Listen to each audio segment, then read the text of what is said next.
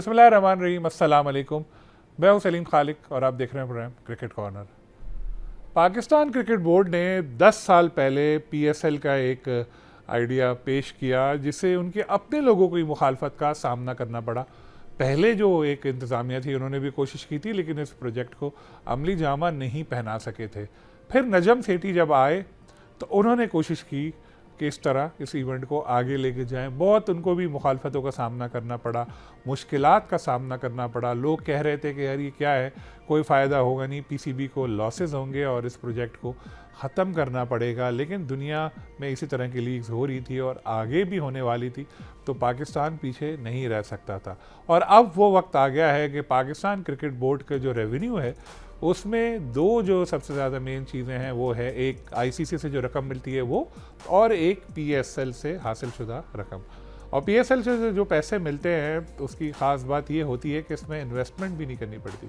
PCB को जो fees मिलती है उसी से इवेंट करा के फिर जो सारे पैसे आते हैं सेंट्रल पूल में जाकर उससे फिर तमाम फ्रेंचाइज में तकसीम होते हैं। यानी पीसीबी के लिए एक हमेशा से विन विन सिचुएशन यहाँ आ रही है।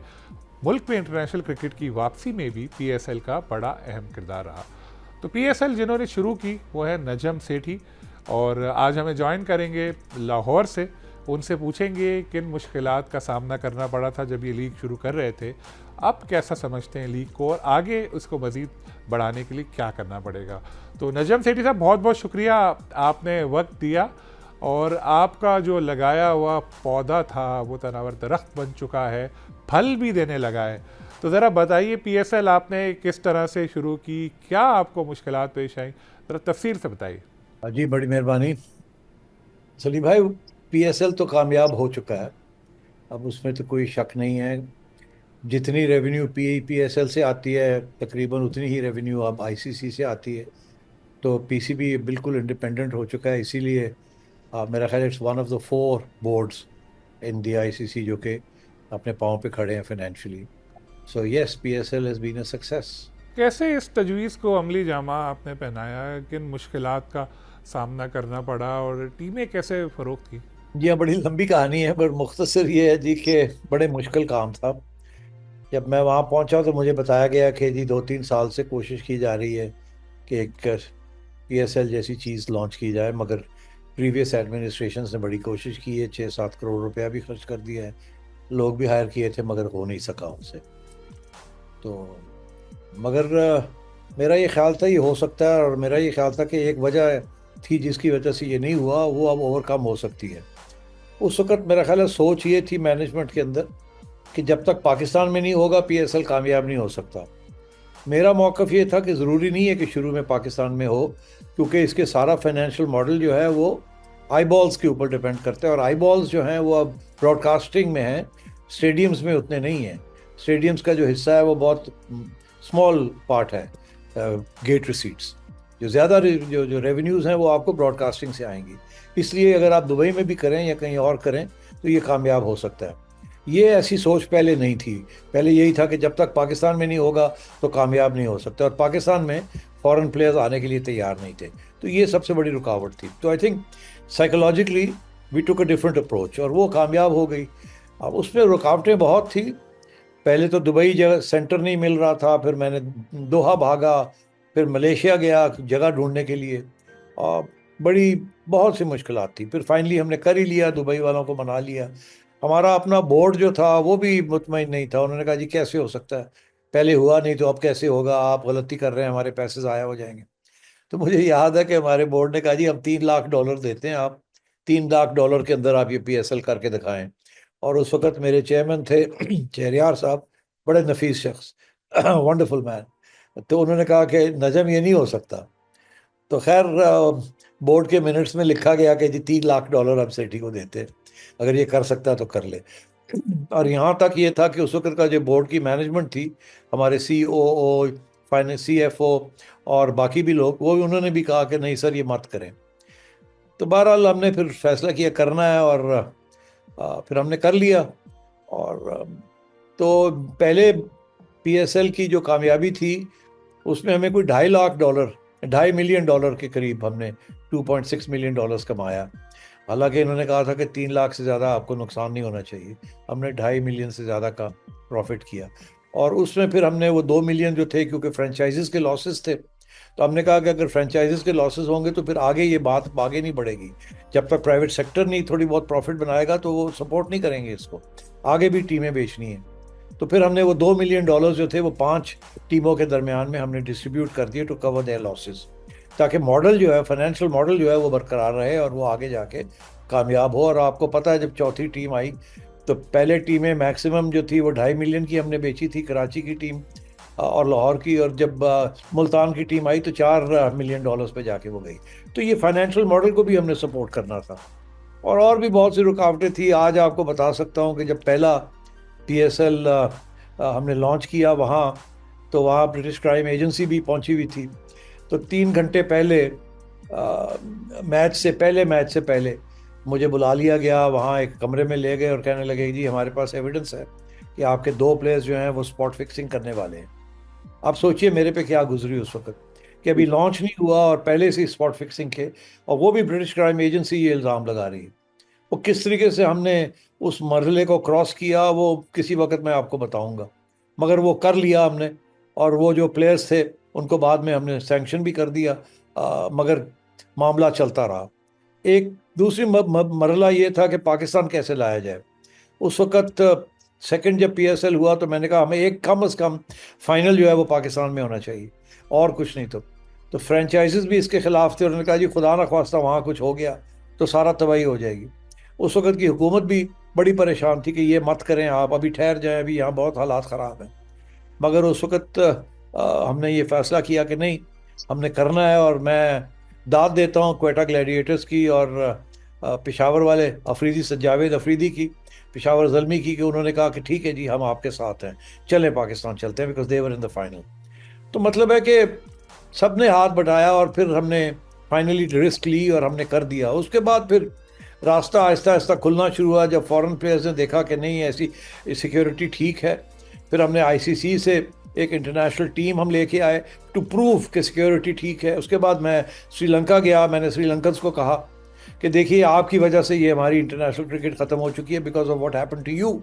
तो आप एक ऐसे करें कि एक ट्रिप हमारे यहाँ लगा लें, हम आपको गारंटी करते हैं कि एवरीथिंग विल बी फाइन। और मैंने उन्हें याद दिलाया कि जब आपके यहाँ सिविल वॉर हो रही थी और बम फट रहे थे कोलंबो में, उस वक्त भी पाकिस्तान ने फैसला किया था कि हम आएंगे आपके यहाँ खेलेंगे। तो अब वक्त आ गया, आप हमें वापस आए यहाँ पर, हमारी रास्ता हमारे लिए खुलवाएं। तो उस वक्त फिर श्रीलंका बोर्ड ने फैसला किया ठीक है हम एक मैच खेलने आएंगे। तो श्रीलंका आ गया, जिम्बाब्वे आ गया, फिर उसके बाद आहिस्ता आहिस्ता रास्ता खुला, इंटरनेशनल 11 आ गई। फिर मैंने वेस्ट इंडीज़ को जाके उनसे बात की, उनको कन्विंस किया, फिर वो आ गए, 3 मैचेस उन्होंने कराची खेले एंड सो ऑन। फिर इंटरनेशनल क्रिकेट वापस आनी शुरू हो गई और PSL की और मैचेस शुरू हो गए, और eventually PSL came back to Pakistan. तो बहुत से मुश्किलात थे, वो एक दिन कहानी लिखी जाएगी। मगर बिल्कुल। ऑनेस्टली यकीन करें, मैं तो वो 3-4 साल जो भाग दौड़ की है, इट ब्रोक माई बैक। आपकी कमर तो कमज़ोर हुई लेकिन पाकिस्तान क्रिकेट की कमर आपने स्ट्रॉन्ग कर दी फाइनेंशियली। तो PSL का पुराना फाइनेंशियल मॉडल था, उस पर एतराज़ भी करती थी फ्रेंचाइज, जिस पे कुछ अरसे पहले उसमें चेंजेस भी कुछ आई।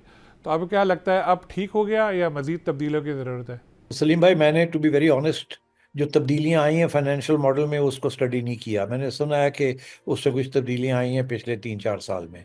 सो आई डोंट नो कि अब नया फाइनेंशियल मॉडल क्या है, ना ही मुझे इस बात का इल्म है कि अब 10 साल होने को जा रहे हैं पुराना फाइनेंशियल मॉडल, और जो पुरानी अग्रीमेंट्स थी विद दी फ्रेंचाइजीज वो ख़त्म हो गई हैं, पहले 5-6 वो अब ख़त्म होने को जा रही है। आगे हमने जो बनाया हुआ था प्लान, आई डोंट नो कि अभी जो करंट मैनेजमेंट्स हैं और करंट फ्रेंचाइजीज के आपस में दरमियान जो नेगोशिएशंस हुई हैं, इन्होंने क्या फ़ैसला किया, इसको कैसे आगे लेके जाना है, आई डोंट नो। मैंने तो ये भी सुना है कि अब ये एक अलग कंपनी बनाना जा रहे हैं, PSL की PCB से हटा के एक अलग कंपनी बनाना चाह रहे हैं, ऑटोनोमस कंपनी। ये इसके ऊपर भी हमने एक ज़माने में सोच की थी कि ये ऐसे हो सकता है या नहीं हो सकता, अच्छी बात होगी या नहीं होगी, मगर I am not in the loop. मुझे अब नहीं पता कि इन्होंने क्या अरेंजमेंट्स किए हैं और क्या इनके प्लान्स हैं। अलग कंपनी PSL को बनाने की पहले भी कोशिशें हो रही थी, लेकिन अब ये सुना यही है कि हो चुका है इत्तेफाक इस पे और अनकरीब इस हवाले से कोई अनाउंसमेंट भी हो जाएगी। तो अब क्या लगता है, ये डिसीजन ठीक होगा या आप समझते हैं कि नहीं ठीक नहीं होगा? देखिए इसमें काफ़ी इश्यूज हैं। आई होप कि जब ये अगर ये ऐसे करेंगे तो ये इश्यूज का मसला हल करेंगे। मैं सिर्फ आपको एक बात बताता हूँ कि देखिए, पीसीबी के एग्जिस्टिंग स्टाफ के साथ हम पीएसएल करते हैं और वो 2-3 महीने की काम होता है, सारा साल कोई ख़ास काम नहीं होता। इसीलिए मैंने नए लोग हायर नहीं किए थे। मैंने पीएसएल के एग्जिस्टिंग स्टाफ से कहा था कि आप थोड़ा सा अलाउंस ले लें, जैसे मैं पीएसएल अलाउंस कहता हूँ, कि 6 माह जो हैं वो उनमें से 10 लोग जो हैं वो 6 माह के लिए काम करेंगे पीएसएल के, और 8-9 7-8 लोग हैं जो कि 3 महीने, आखिरी 3 महीने में ये शायद करेंगे, एंड सो ऑन। तो मैंने काफ़ी इस तरीके से पैसे बचाए थे और एग्जिस्टिंग स्टाफ से काम किया था। अब अगर एक नई कंपनी बनाते हैं तो मुझे सवाल मेरे लिए ये होगा कि क्या पूरा एक नया स्टाफ बनेगा अलग फ्रॉम पीसीबी, और एक्सपेंसेस होंगे, नए दफ्तर होंगे, नया सारी चीज़ होगी, और फिर क्या सारी पूरी टीम फिर से हायर करनी पड़ेगी अलग फ्रॉम पीसीबी? तो मतलब आई डोंट नो ये कैसे करेंगे। क्या इसकी नौयत होगी, क्या ऑटोनॉमी होगी, क्या इसका बोर्ड होगा, कौन उसके अंदर होगा, पीसीबी का क्या रोल होगा, and so on. I have no idea. I just hope कि उन्होंने ये सारे इश्यूज जो हैं ये सॉर्ट आउट कर लें before they take the plunge. जब आपने पीएसएल शुरू की तो टीमें फरोख्त करने में आपको भी मुश्किलात हुई थी, और अब 2 नई टीमें आएंगी 11th एडिशन से सामने, और बातें ये भी हो रही हैं कि शायद 2 अरब मिनिमम प्राइस इसकी हो।